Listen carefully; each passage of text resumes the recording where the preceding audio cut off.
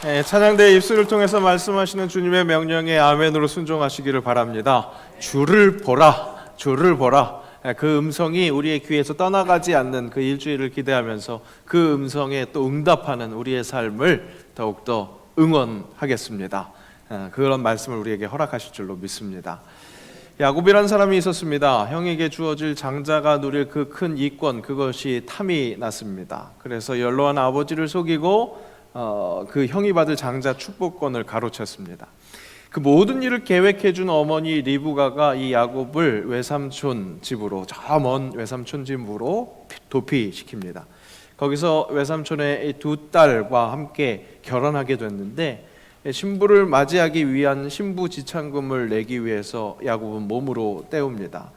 형의 장자권을 가로채기 위해서 아버지를 속였었던 그 일에 대한 벌을 받은 것인지 야곱은 이 외삼촌에게 속습니다.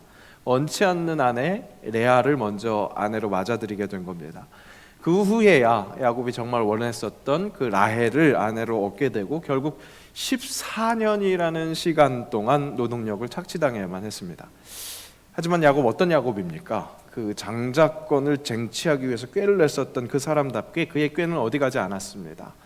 외삼촌의 재산인 그 양들을 돌보면서 자기 소유를 점점 증식시켰습니다. 결국 재산이 넉넉해졌습니다.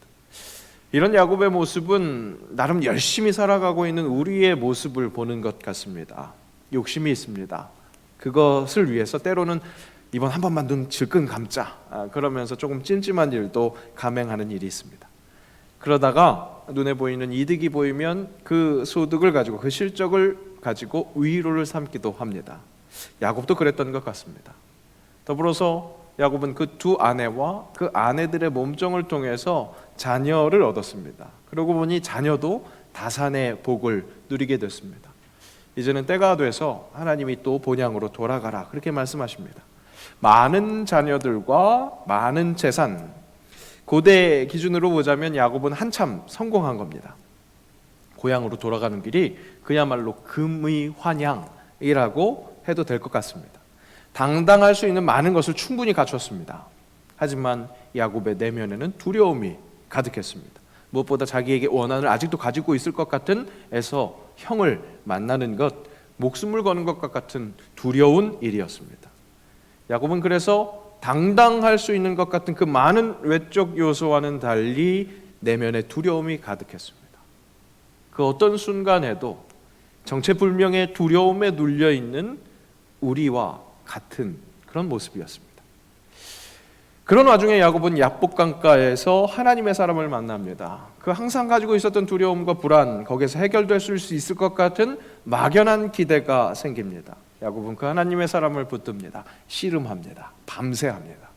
얼마나 끈질기게 매달렸던지 그 상대하던 하나님의 사람이 이제는 떠나려고 야곱의 허벅지 관절을 공격합니다. 하지만 마지막까지 붙들고 늘어지는 야곱, 당신이 내게 축복하지 아니하면 가게 하지 아니하겠나이다. 그 간절한 간구에 응답을 받습니다. 그 응답으로 받은 이스라엘이라는 이름, 그 이름의 그 응답의 진정한 의미는 실은 애초에 그 형을 피해서 떠나갈 때, 본향을 떠나갈 때 하나님께서 약속해 주신 그 약속을 기억하는 것, 그것이 이 야곱이 받은 응답이었습니다. 그 옛날 약속 어떤 것이었습니까? 우리도 함께 기억하면서 함께 읽습니다. 내가 너와 함께 있어 내가 어디로 가든지 너를 지키며 너를 이끌어 이 땅으로 돌아오게 할지라. 내가 내게 허락한 것을 다 이루기까지 너를 떠나지 아니하리라 하신지라. 이 약속을 그 씨름의 자리에서 기억하게 된 것이었습니다. 이 야곱이 한 씨름, 그것이 바로 기도였습니다. 야곱의 기도 전후 무엇이 달라졌을까요? 기도 전에 야곱을 두렵게 했었던, 누르고 있었던 그 눈에 보이는 상황과 그 껄끄러웠던 형과의 관계, 그것은 아무것도 변하지 않았습니다. 씨름 후에, 즉 기도 후에 야곱은 허벅지 관절을 공격당했기 때문에 다리를 절었을 것입니다. 겉모습은 기도 전보다 오히려 더 처량해졌습니다.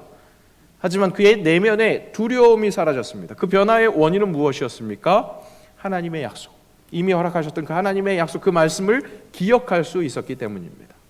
당장 보이지는 않지만 그 어떤 것보다도 사람을 당당하게 만드는 확신, 그 원천이 바로 하나님의 약속, 하나님의 말씀이었습니다. 기도의 진짜임은 이것입니다. 기도에는 이렇게 사람이라면 누구나 가질 수 있을 법한 그 두려움을 사라지게 하는 능력이 있습니다. 멀쩡한 것 같고 다 가진 것 같고 굉장히 당당한 사람도 흔들리고 연약할 수밖에 없는 인간입니다. 인간의 본성이 그렇습니다. 왜 그렇습니까? 죄 때문에 그렇습니다. 죄는 무엇입니까? 하나님과의 관계가 단절된 상태. 그래서 불안하고 그래서 정체불명의 그 두려움이 항상 있는 것입니다. 그런데 그런 연약한 인간이 상상할 수도 없는 담대함을 가질 수 있게 되는 것, 바로 하나님과 연결되는 것입니다. 기도는 그것입니다.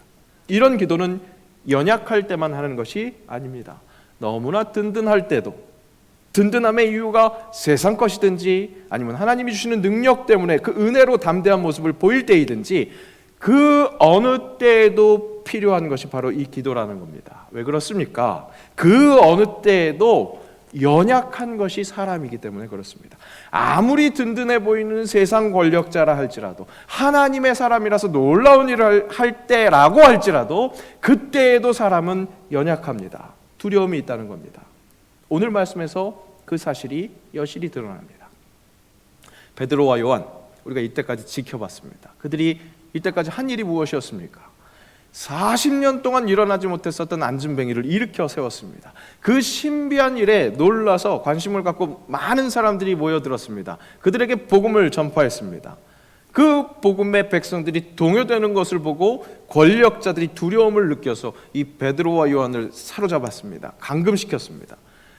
복음 전파자들은 감금되는, 그렇게 꼴이 많이 아닌 상태였음에도 불구하고 이미 선포된 말씀은 활력이 있어 살아있어서 5,000명이 회심하는 그런 놀라운 일이 일어납니다.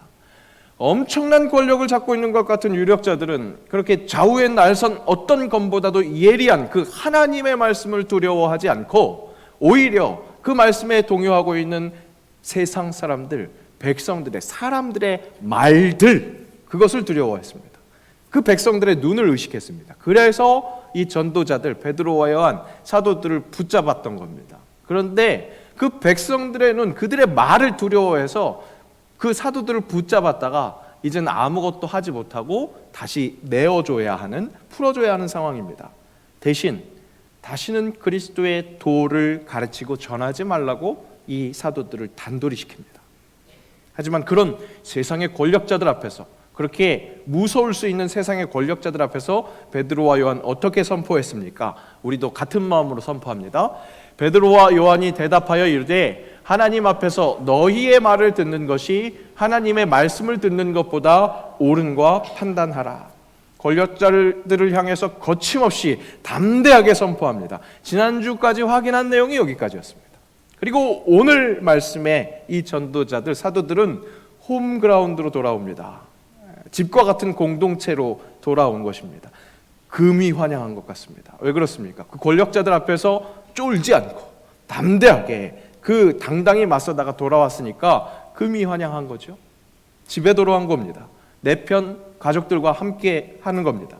그러니까 그때서야 밖에서 보이던 처음부터 끝까지 당당한 것 같은 그런 모습이었던 것과는 달리 보이지 않았던 속내를 드러냅니다. 우리는 성경을 읽으면서 복음의 사람들이라면, 복음의 힘, 성령의 힘으로 모든 것들을 감당한다면 처음부터 끝까지 어벤져스처럼 영웅의 모습으로 정말 당당하게 그렇게 행했을 것이다. 그 안에서 그런 어떤 괴로움, 두려움 이런 것은 없을 것이다 라는 환상에 잡히는 경향이 있습니다. 하지만 여러분, 세상 모든 사람들은 그 언제나 그냥 담대할 수 있는 존재가 아닙니다. 그 언제나 두려움이, 염려가 침투합니다. 하다못해 예수님도 십자가 고난 앞에서 어떤 일을 하셨습니까? 겟세마네 동산에서 오르셔서 이 잔을 내게서 옮기시옵소서, 할 수만 있다면 이 잔을 옮기시옵소서, 그렇게 간절히 간구하지 않았습니까? 오늘 말씀에서도 그토록 당당해 보이던 사도들도 그들이 당했었던 일, 그들이 권력자들 앞에서 정말로 두려워했었던 그 일을 공동체에 다 내어놓습니다. 사도들이 노임에 그 동료에게 가서 제사장들과 장로들의 말을 다 알리니 구구절절 갇혔을 때 복음에 대해서 절대 함구하라고 그렇게 권력자들에게 협박을 받았었던 것, 그것을 그대로 내어놓습니다. 그들에게도 위로가 필요했던 겁니다. 항상 강인함으로 충분하게 거뜬하게 감당한 것이 아니었습니다. 그들 안에도 두려움, 염려, 걱정이 있었습니다. 그것을 위로받을 곳이 필요했던 겁니다. 집과 같은 곳이 필요했습니다. 그토록 무섭게 위협을 당했던 사실을 함께 나누는 그 공동체 필요했고, 그 공동체는 그 필요에 따라 함께 해줬습니다. 그들이 함께 해준 위로가 무엇이었습니까? 바로 마음을 같이 해서 기도하는 것이었습니다. 아주 간절히 말입니다. 함께 읽겠습니다. 그들이 듣고 한 마음으로 하나님께 소리를 높여 이르되, 소리를 높여서 기도합니다. 무엇이라고 기도합니까? 근데 그 기도의 내용을 보면 굉장히 인상 깊습니다. 이때까지 이루어진 모든 일을 본다면 그 기도의 내용은 기도하지 않아도 계속해서 이루어져야 하는 일입니다. 이루어질 일입니다. 함께 볼까요? 29절 30절 함께 읽습니다. 주여, 이제도 그들의 위협함을 굽어 보시옵고 또 종들로 하여금 담대히 하나님의 말씀을 전하게 하여 주시오며 손을 내밀어 병을 낫게 하시옵고 표적과 기사가 거룩한 종 예수의 이름으로 이루어지게 하옵소서 하더라. 여러분, 이 기도를 눈여겨보세요. 분명 이미 다 이루어지고 있었던 일이에요. 그런데 그 일을 위해서 새삼 기도하는 것을 볼 수 있습니다.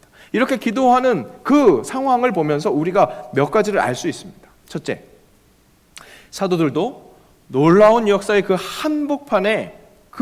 한복판에서 마치 주인공처럼 그렇게 역할을 감당하고 있었음에도 두려움과 근심과 염려가 있었다는 겁니다. 우리만 겁쟁이가 아니라는 사실입니다. 그것이 우리에게 위로가 될 수 있겠습니다. 둘째, 그들은 이때까지 그들을 통해서 일어난 모든 역사가 자신들의 능력이 행한 것이 아니라, 능력으로 행한 것이 아니라는 의식이 확실했습니다. 그러니까 계속해서 성령의 주장하심으로 우리를 이끌어달라고, 이 놀라운 일들이 계속해서 일어나게 해달라고 간절히 기도하는 겁니다. 자기 잘난 능력으로 가능했다는 생각이 솜톱만큼만도 있었다면 이런 기도는 할 수 없습니다. 이런 기도를 할 필요가 없겠죠. 그리고 마지막으로 공동체가 함께 자신들의 연약함, 공동체 모두의 연약함과 거기와 대조되는 성령 하나님의 강력함, 그 위대함을 인정하며 함께 기도했다는 것.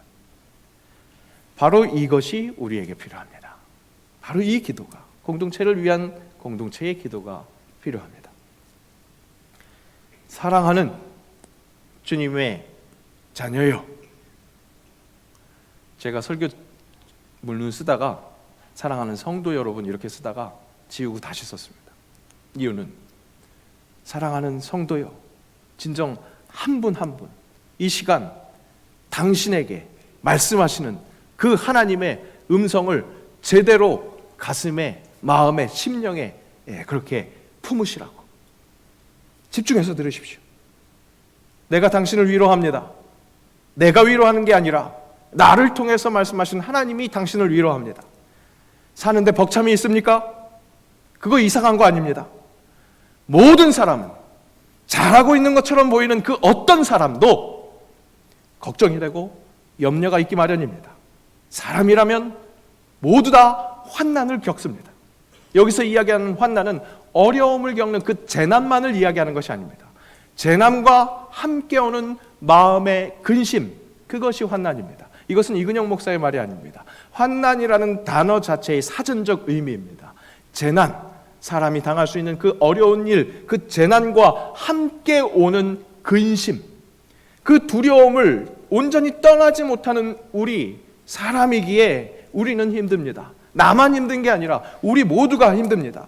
두려움 때문에 말입니다. 아무리 도 같은 도사라고 할지라도 사람은 다 마찬가지입니다. 그래서 기도가 필요합니다. 언제요? 야곱처럼 많은 것을 소유하고 있어도 든든해 보일지라도 두려워하고 근심하는 그때 말입니다. 사도들처럼 하나님의 능력으로 모든 신비한 일을 감당할 때, 그때도 말입니다. 결국 기도가 필요한 그때는 언제입니까? 항상입니다. 항상 그 기도가 필요합니다. 그렇게 언제나 필요한 그 기도가 오늘 말씀에는 결국 공동체가 함께하는 공동체를 위한 기도로 나타나는 것에 우리가 주목해야 하겠습니다. 그 공동체의 기도가 구성원들의 정체성을 확실하게 하는 기도가 됐습니다. 우리가 함께하는 기도가 우리의 정체성을 확실하게 하는 기도가 된다는 겁니다. 31절 말씀 함께 읽습니다. 빌기를 다하매 모인 것이 진동하더니 무리가 다 성령이 충만하여 담대히 하나님의 말씀을 전하니라. 우리는 성경을 읽을 때 습관적으로 빌기를 다하매 모인 것이 진동했다. 와, 이렇게 신비한 일이 일어났는데 거기에 주목할 때가 많습니다. 그런데 이 기도를 통해서 얻어진 것이 무엇이었습니까? 공동체의 정체성, 성령이 충만하여 담대히 하나님의 말씀을 전하는 것, 그 정체성을 찾았다는 겁니다. 어떻게 해요? 공동체를 서로 격려했기에, 위로했기에, 하나님께 기도했기에 우리가 하나님의 말씀을 담대하게 전하는 자라는 그 정체성을 다시 한번 찾을 수 있었다는 겁니다. 그 어떤 공동체보다도 끈끈한 공동체성을 허락받습니다. 바로 그 기도를 통해서, 기도의 응답을 통해서 하나님의 말씀을 당당하게 전해야 하는 이 정체성을 얻음으로 그들의 삶은 변화됐습니다. 어떻게 변화됐습니까? 서로 사랑하며 서로 챙겨주는 바로 그 부분. 그 부분이 오늘 본문의 마지막 부분에 다 나열이 됩니다. 그 중에서 제 눈을 사로잡은 부분이 있습니다. 34절 말씀에 그 중에 가난한 사람이 없으니 이렇게 말씀합니다. 부자들만 모인 것이 아니었습니다. 애초에 약자들이 가득했습니다. 공동체 안에 모든 구성원들이 서로가 서로를 도움으로 말미암아 그 속에서 궁핍함, 가난한 자가 없게 했다는 겁니다. 이는 율법이 지향하는 공동체였습니다. 율법을 하나님의 백성들에게 허락하신 하나님의 뜻은 무엇이었습니까? 공동체 안에서 과부고하게 그런 약자들이 힘들게 두려움에 계속해서 그렇게 방치되어 있는 것이 아니라 공동체가 함께 사랑함으로 함께 천국을 누리는 것이 율법의 뜻이었습니다. 오늘 초대교회 공동체에서는 그 율법을 율법으로 지키느라고 고생해서 그 공동체의 모습을 드러낸 것이 아니라 성령의 감동으로 내 것을 조금씩 나누어서 서로 사랑함으로 그것으로 율법의 그 뜻을 드러내고 있었습니다. 초대교회의 모습, 온 백성이 칭송했다 했습니다. 그것은 2장 마지막 절에 그 모습이 드러나고 있습니다. 그것을 다시 한번 기억해 볼까요? 2장 46절 47절 함께 읽습니다. 날마다 마음을 같이하여 성전에 모이기를 힘쓰고 집에서 떡을 떼며 기쁨과 순전한 마음으로 음식을 먹고 하나님을 찬미하며 또 온 백성에게 칭송을 받으니 주께서 구원받는 사람을 날마다 더하게 하시니라. 초대교회가 세상 사람들, 온 백성으로부터 칭송을 받은 것은 그들이 대외적으로 구제를 했기 때문에 그때부터 칭송을 받은 것이 아니었습니다. 시작은 서로 사랑함으로 모이기를 힘쓰고 떡을 떼며 순전한 마음으로 음식을 먹으면서 아름다운 나눔으로 사랑하는 그 모습이 너무 보기 좋아서 온 백성들이 칭송을 했다는 겁니다. 복음을 전하는 교회 공동체의 시작은 우리 안에서 서로가 너무나 사랑하는 바로 그러한 일들로부터 시작됩니다. 베드로와 요한이 겪었었던 일들을 내일처럼 여기면서 하나님께 기도함으로 위로했었던 그들에게 사랑의 교제가 일어난 것이죠. 요한복음은 교회 공동체에게 사랑하라 명령합니다. 함께 읽습니다. 새 계명을 너희에게 주노니 서로 사랑하라. 내가 너희를 사랑한 것 같이 너희도 서로 사랑하라. 너희가 서로 사랑하면 이로써 모든 사람이 너희가 내 제자인 줄 알리라. 이 말씀에서 서로는요, 이 공동체 밖에 있는 사람들까지 끌어안아서 사랑해라가 아닙니다. 그것은 2차적인 문제입니다. 먼저 말씀하신 것, 너희가 내 제자가 됨을 알미라. 세상 사람들이 봐도 너희가 내 제자인 것을 알게 될 거야 하는 그 서로 사랑은 공동체 안에서의 사랑을 말하고 있습니다. 서로 사랑하는 것, 바로 이것이 제자 공동체의 시작입니다. 서로 사랑하면서 서로를 격려하는 것, 아주 사소한 것 같은데 가장 중요한 그 일이 복음을 전파하는 공동체에 있어서 먼저 선행되어야 할 그런 일이라 우리가 기억해야겠습니다. 오늘 설교문이 많아서 제가 굉장히 빠르게 지금 얘기를 하고 있습니다. 이해가 되시는지 모르겠어요. 네. 졸릴 겨를이 없으신가 봐요. 좋으시는 분들이 없어요. 지난 월요일 아들이 다니는 태권도장에서 공개 승급 심사가 있었습니다. 그러니까 아이들 띠를 높여주는 그런 심사인데 그 부모님들을 불러서 아이들이 어떻게 교육을 하고 있는지 그것을 보여주는 행사라서 같이 부모님들이 즐거워하고 재미있는 그런 시간을 보냈습니다. 재롱잔치와 같은 격파, 제론자치와 같은 겨루기 이런 것들을 보면서 재밌어 했는데요. 마지막에 이제 초등학생 선배들이 나와서 고난이도 격파를 보여주는 겁니다. 아마 기획 의도는 이 유치부 아이들에게 형 누나들이 그렇게 멋있는 모습을 하는 것을 보여줘서 앞으로도 태권도에 대한 동경을 갖고 또 앞으로 태권도 더 열심히 할 수 있게 하는 그런 동기부여하는 시간으로 보여주는 것 같았습니다. 초등학교 선배들이 정말 송판을 몇 장 이렇게 놓고 아주 고난이도 격파를 모습을 보여줬습니다. 저희 아이도 굉장히 인상적이었는지 집에 오는 길에 그렇게 이야기하더라고요. 와, 형 누나들이 진짜 쇼를 했어. 완전히 쇼였어. 이렇게 얘기하더라고요. 보통 쇼하면 무슨 거짓말 하는 거야 뭐 이런 걸로 받아들이는데, 그래서 얘가 그렇게 받아들였나 했더니 너무 감동해서 와, 진짜 멋있었다 이런 얘기를 하는 것 같았습니다.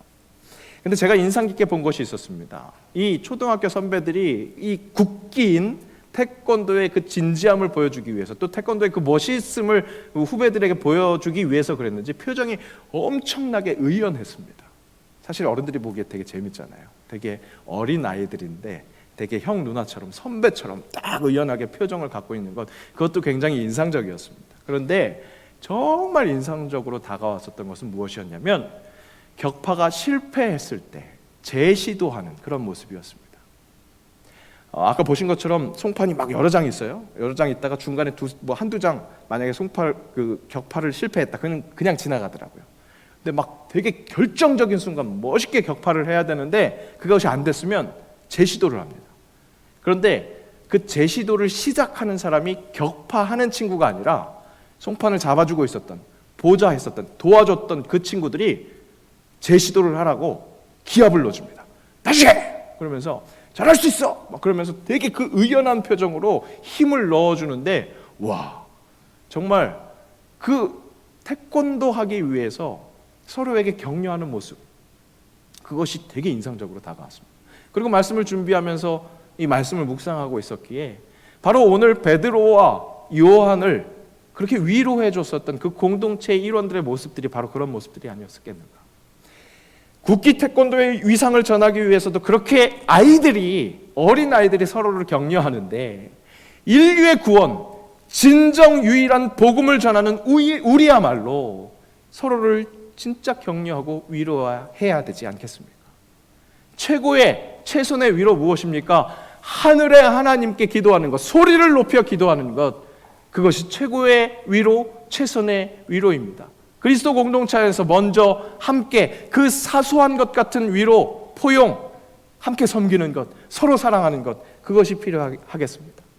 오늘 말씀의 제목, 공동체가 함께하는 공동체를 위한 기도, 이것은 결코 우리가 끼리끼리 하자고, 우리끼리만 잘하자고 그렇게 하는 것이 절대 아닙니다. 잘 아시지 않습니까? 새영광교회의 슬로건 무엇입니까? 하나님이 이처럼 세상을 사랑하신 것처럼 세상을 이롭게 하는 그리스도인이 되기 위한 것입니다. 오늘 광고드린 사랑의 장기 기증 운동 본부와 함께하는 사랑 나눔, 그런 생명 나눔 결단 예배도 어떻게 하는 겁니까? 그런 위대한 일이 바로 세상을 이롭게 하는 그리스도인의 실제적인 액션 중에 하나일 겁니다. 그런데 그런 세상을 이롭게 하는 사랑의 시작이 다름이 아니라 우리 공동체 안에서 배려와 용납, 포용, 위로, 돕는 손길이라는 것, 우리를 보라 외칠 수 있는 것은 우리 안에서의 성령의 역사, 성령이 실제로 우리 안에서 위로하고 포용하고 돕는 역사를 우리로 시행하게 하신다는 것, 이런 것을 보라, 이렇게 선포할 수 있다는 거죠. 소그룹 반 공동체, 이 반 모임을 통해서도 말씀을 함께 나누고 사랑하는 그 기도와 실천이 일어나야 할 것입니다. 무엇보다 서로가 서로를 위해서 기도하는 것, 그래서 서로를 돌보는 것, 우리 안에 이미 이런 일들이 일어나고 있습니다. 지난 주일 한 집사님이 교회에서 주일날 봉사하다가 다리를 다치셨습니다. 부상을 당했어요. 안타까운 일이죠. 진짜 안 일어났으면 하는 일이에요. 그런데 다친 순간 움직이지를 못하니까 그때부터 집사님과 권사님들이 도와주셨습니다. 병원에도 모시고 가고 대구로까지 모셔다 드렸습니다. 그 모셔다 드리는 길에 그 댁에는 누가 있었느냐? 지금은 신앙과 멀어져 있는 자녀가 있었던 거예요. 그 자녀가 교회의 그 섬김과 사랑, 그런 것을 보고 마음에 찔끔이 있었던 겁니다. 이런 게 있네. 하나님은 그렇게도 일하십니다. 물론 이후에 우리의 실천, 더욱더 큰 노력들이 필요하겠죠. 하나님은 그렇게도 일하십니다. 성도의 사랑으로, 사랑의 실제 실천으로 진짜 사랑이 어떤 것인지를 알게 하신다는 거죠. 가족들 전도하기가 참 어렵습니다. 이유가 뭡니까? 엄마 아빠가 교회 열심히 다니는데 집에 와서 자기 속색인 그 성도들 하나하나씩 욕을 하는 겁니다. 그러니까 자녀들은 더욱더 이 신앙이 잘 이해가 되지 않습니다. 그런데 지난 주일에 무슨 일이 벌어진 겁니까? 교회 공동체 안에서 그렇게 사랑하고 함께 섬기는 그 일로 교회에는 확실히 무엇인가 다른 것이 있나 보다, 그런 것들을 느낄 수 있다는 거죠. 사랑의 장기 기증 운동, 서약뿐만 아니라 아까 말씀드린 것처럼 실천할 때도요, 이게 어려움이 있습니다. 이게 서약했다고 하고 싶어서 되는 게 아니에요. 저도 아버님 보내드릴 때 경험해 봤는데 많은 제약들이 있고 잘 되지가 않아요. 사실은 그렇게 성공률이 끝까지 되는 그 가능성이 그렇게 높지 않습니다. 그리고 더욱더 중요한 것이 유가족들, 그러니까 자녀들의 의지가 굉장히 중요합니다. 고인은 사실 가면 모르거든요. 사후에 일어나는 일을 잘 모릅니다. 그런데 그때 이 사랑의 실천에 대한 결단을 목격하는 믿지 않는 가족들이 있다면 그들에게 울림이 될 수 있지 않겠습니까? 우리 어머니 아버지가 믿었던 신앙은 말로만 한 신앙이 아니라 실제 실천한 사랑이었구나. 그 받은 사랑이 얼마나 대단한 사랑이기에 이 마지막까지 이렇게 실천할 수 있을까? 그렇게 도전이 될 수 있는 거죠. 가정 복음화로 고민하고 계시는 분들 계십니까? 실천하십시오. 그리고 그 실천의 시작은 무엇입니까? 공동체를 사랑하는 것, 서로를 섬기며 서로를 아껴주고 포용하고 안아주는 것. 우리 공동체의 사랑에서부터 시작되는 겁니다. 연약한 우리가 하나님의 자녀가 되는 권세를 재확인하게 되는 크나큰 무기가 무엇이라고요? 기도라고요. 하나님과 연결되는 그 기도라고요. 그 기도는 어떻게 하는 것이라고요? 함께 하는 것이라고요. 함께, 형제자매와 함께함으로 함께 하시는 하나님과 함께하는 것. 우리가 함께함으로 함께 하시는 하나님과 나, 우리가 함께하는 것. 이것이 신앙의 신비입니다. 이것이 신앙이 주시는 은혜입니다. 이 신앙의 은혜가 확장되어야 하는 것을 오늘 말씀에서도 우리에게 허락하시는 겁니다. 힘듭니까? 어렵습니까? 두렵습니까? 염려가 가득합니까? 해결하시는 기도 붙드시기를 축복합니다. 그리고 그 기도가 공동체와 함께 할 때 그 아름다운 열매로 맺어지는 것 보고 증언하는 주의 사람들 되시기를 주의 이름으로 축복합니다. 기도합니다. 기도 언제나 누구에게나 필요하다는 것, 그리고 함께하는 것이라는 것, 오늘 말씀을 통해서 새삼 일깨워 주시니 감사합니다. 주님, 허락하신 이 귀한 공동체에서 그렇게 기도하고 서로를 아끼고 챙겨주면서 천국을 맛보게 하옵소서. 가장 큰 위로 하나님께 한마음으로 기도하는 것에서부터 시작한다는 것, 그 기도가 실천되는 우리의 삶을 통해서 목격되게 하옵소서. 우리로 시작해서 그 우리의 범위를 계속해서 확장시키시는 하나님의 일, 세상을 이처럼 사랑하시는 그 주님의 그 일이 나를 통해서 일어나는 것, 그것이 갑절의 기쁨이 된다는 것, 그 놀라운 신앙의 신비를 체험하게 하옵소서. 예수님의 이름으로 기도합니다. 아멘.